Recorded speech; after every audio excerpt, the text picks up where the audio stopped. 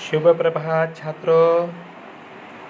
मैं बजय हिरन माध्यमिक विद्यालय कजगांव से सुनील गायकवाड़ सर आज आपको लेके जा रहा हूँ पाठ क्रमांक 2 फूल और कांटे।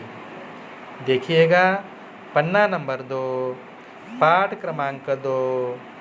पाठ का नाम है फूल और कांटे। सुनो, समझो और गाओ। तो देखो बच्चों, हम अभी कवि का परिचय करते हैं। अयोध्या सिंह उपाध्याय, उनका हरिऔध ये भी नाम है। तो देखो, हरिऔध जी का जन्म हुआ है 1865 में।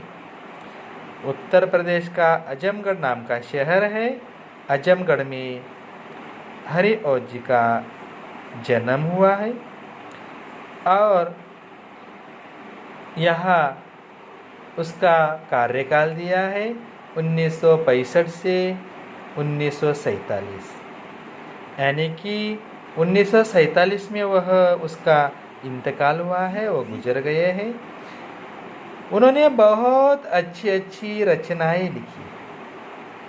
उनमें देखो, प्रिय प्रवास, पद्य प्रसून, वैदेही वनवास, अधखिला फूल, प्रेम कांता आदि उनके बहुत सुंदर सुंदर किताबें हैं, रचनाएं हैं। तो अयोध्या सिंह उपाध्याय जी का खड़ी बोली हिंदी के प्रारंभिक कवियों में मूर्धन्य स्थान है।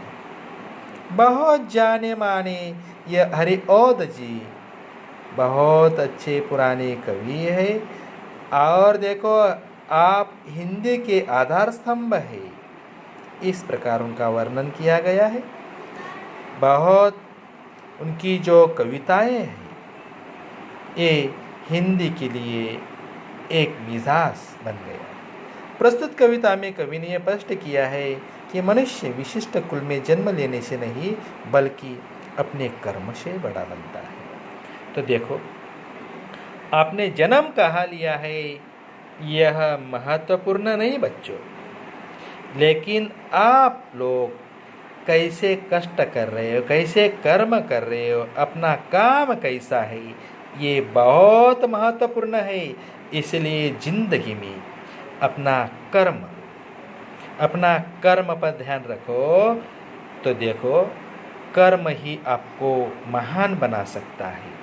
इसलिए फूल और कांटे ये जो पाठ यहाँ दिया है, तो चलो बच्चों हम इस कविता का यहाँ अध्यापन करते हैं, पढ़ते हैं।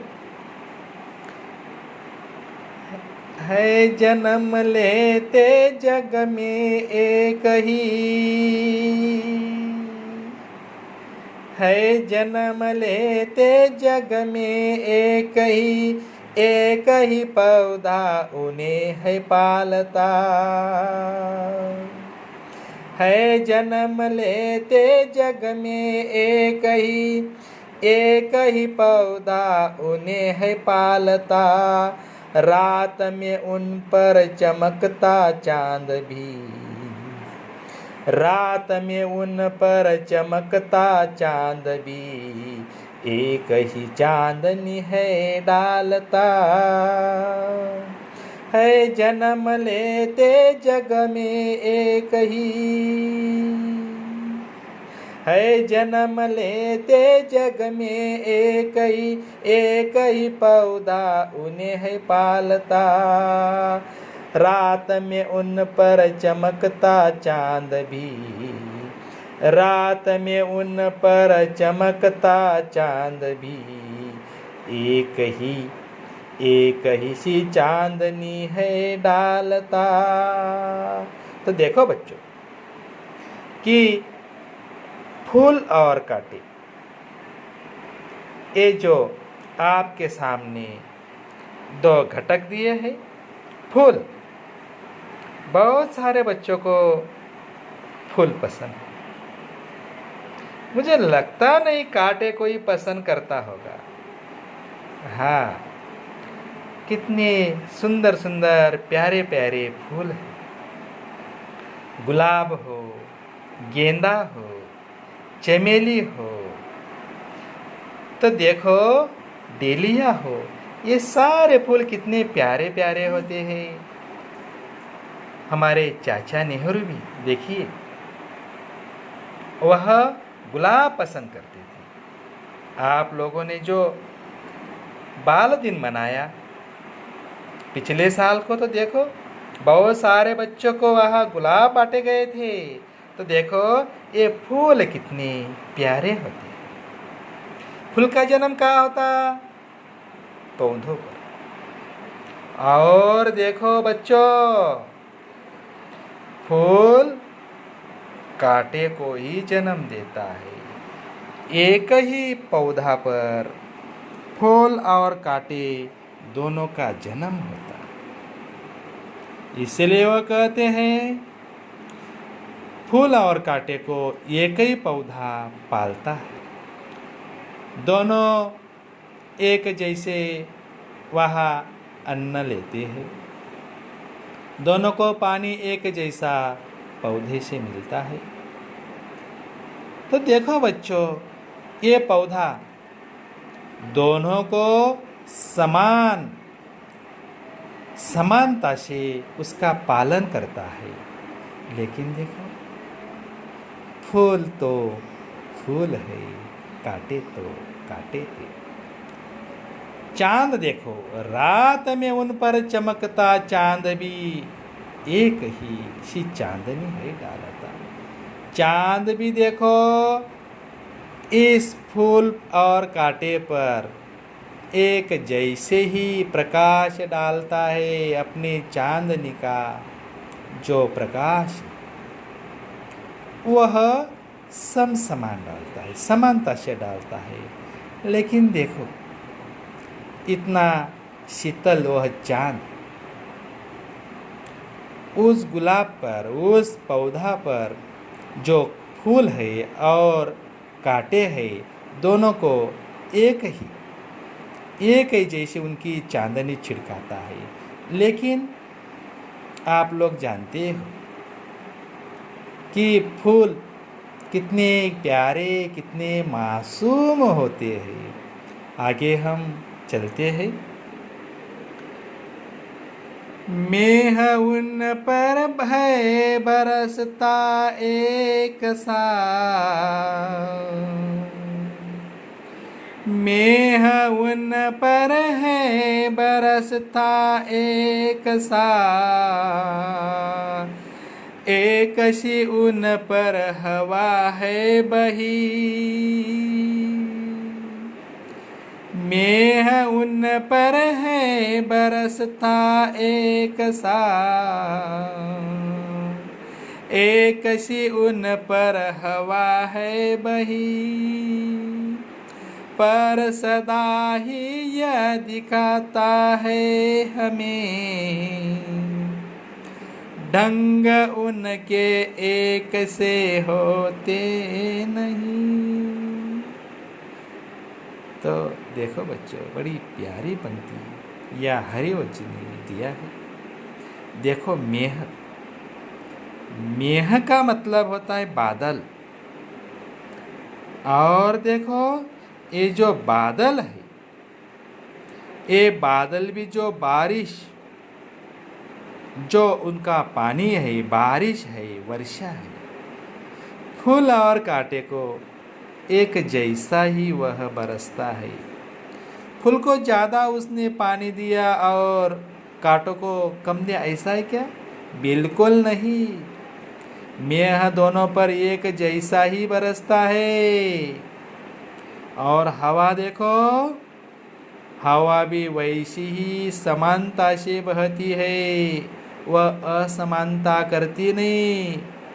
हवा भी देखो एक जैसे ही फूल और कांटे को अपनी जो बहना है वह एक जैसी ही बहती है। तो देखो आगे वह बताते हैं, लेकिन कांटों का जो ढंग है वह बहुत बुरा दिखाई देता है, उसकी जो करतूतें है। तो देखिए फूल और कांटे में बहुत बहुत बहुत अंतर है बच्चों। देखो ये कांटे क्या करते हैं, है खटकता एक सबकी आँख में। ये आगे की पंक्ति हम कांटों की बात करें। छेद कर काटा किसी की उंगलियां, छेद कर काटा किसी की उंगलियां, फाड़ देता है किसी का वरवसन। छेद कर काटा किसी की उंगलियां, फाड़ देता है किसी का वरवसन। प्यार डूबी तितलियों के पर कतर,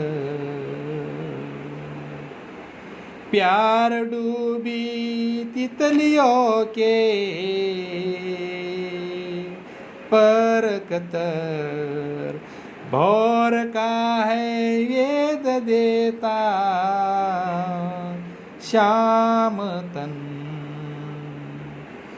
तो देखो बच्चों, ये कांटा क्या करता है, बहुत सारे लोगों की उंगलियां लहू लहान कर देता है। किसी की उंगलियों को वह छेद गया, किसी की उंगलियों पर वह चुभ गया।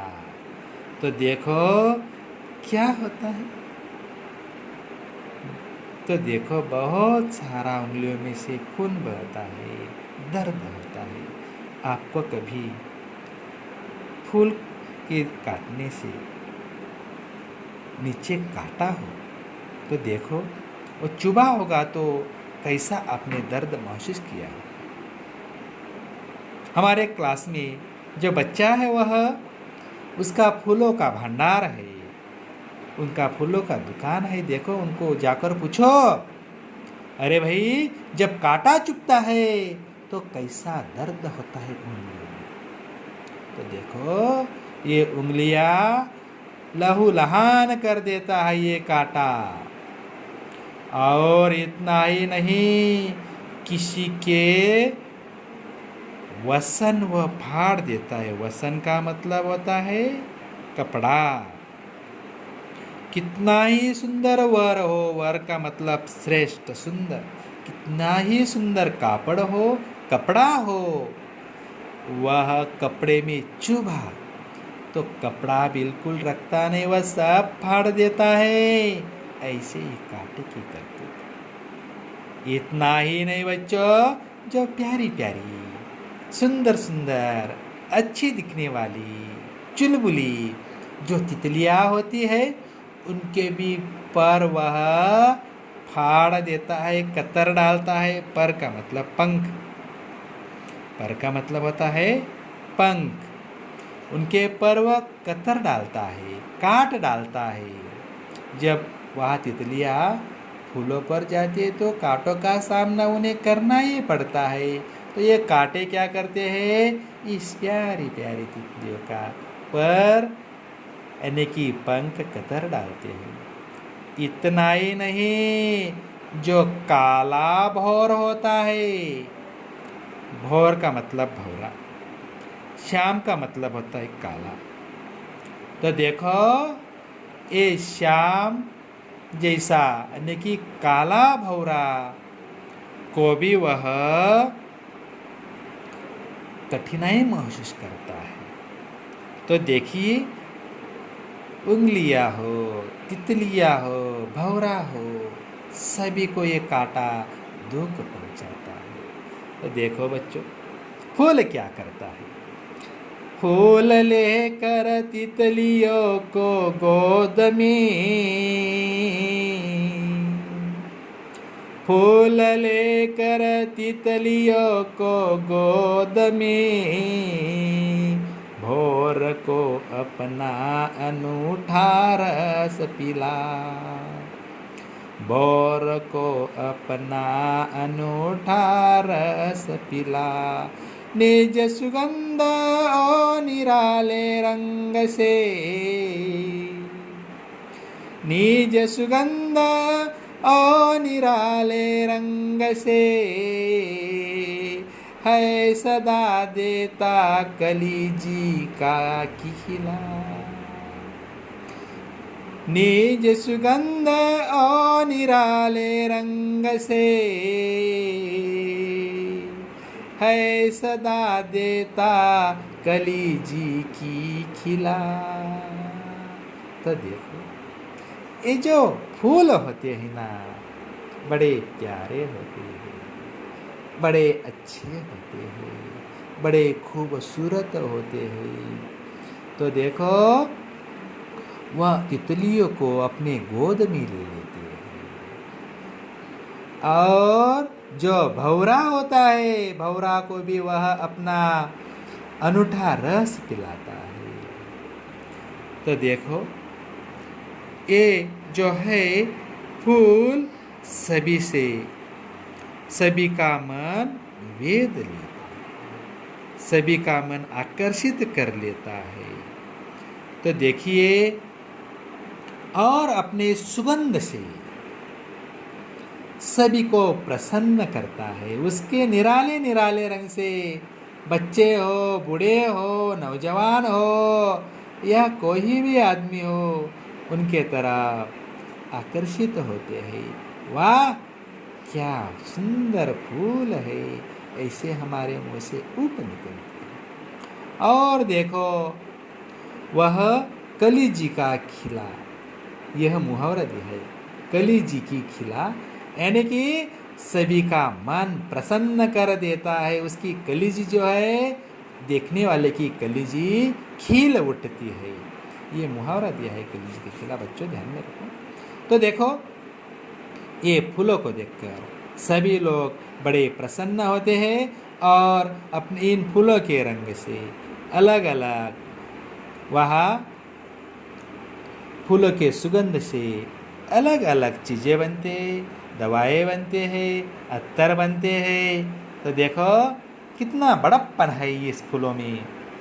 आगे चलकर कहते हो हरिओज जी, है खटकता एक सबकी आँख में, है खटकता एक सबकी आँख में,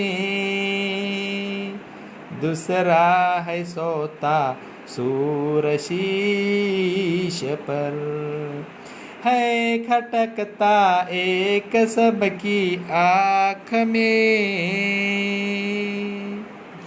दूसरा सोता सूर शीश पर। तो देखो ये जो दो पंक्तियाँ है, इसमें बहुत बड़ा अंतर फूल और कांटों का दिया है। हम आगे की पंक्ति वहाँ पढ़ते हैं।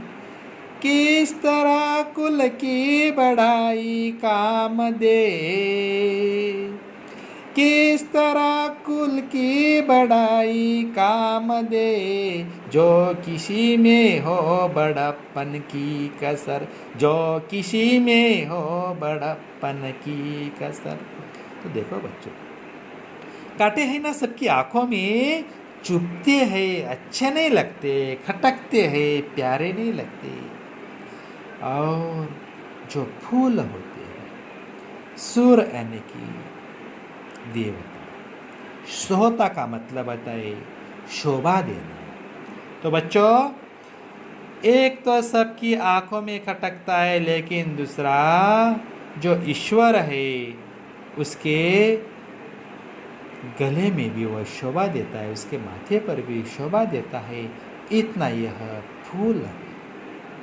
और देखो आगे बोलते हैं, किस तरह कुल की बढ़ाई काम दे, जो किसी में हो बड़प्पन की कसर। देखो बच्चों, तुम कौन से कुल में पैदा हुए हो, जन्म लिए, ये महत्वपूर्ण नहीं, लेकिन तुम्हारा कार्य कैसा है ये महत्वपूर्ण है। इसलिए संत कबीर भी कहते हैं, भाई पूछो साधु का ज्ञान, मत पूछो साधु की जाति। जो साधु है उसका ज्ञान पूछो भाई, उसका कुल मत पूछो। एक कबीर ने तो अपने दोहे में स्पष्ट कर दिया था। तो देखो, इसलिए तुम्हारा कार्य कैसा है, कर्म ही आपको अच्छा फल दे सकता है। इसलिए बच्चों, तुम क्या बनना चाहते हो, कांटे या फूल? हाँ, तो देखो सभी के मुंह में फूल आया। इतने प्यारे प्यारे फूल जैसे आप बनना है तो आपको अच्छा कर्म करना होगा, अच्छा कार्य करना होगा, तभी आप इस फूलों जैसे प्यारे प्यारे बन सकते हो। तो देखिए बच्चों, यहाँ आपको मैंने समझा ये घटक दिया है। आपको इस कविता में क्या समझाए, ये सभी जानकारी आपको इस महीने समझा में आपको लिखना है। तो हम जो बाकी का हिस्सा है स्वाध्याय का, हम अगले पीरियड को उनका पढ़ाई करेंगे। तब तक मैं आप सभी के यहाँ रजा लेता हूँ, विदा लेता हूँ। सभी बच्चों को सुनील गायकवाड़ सर जी का प्यार भरा नमस्ते।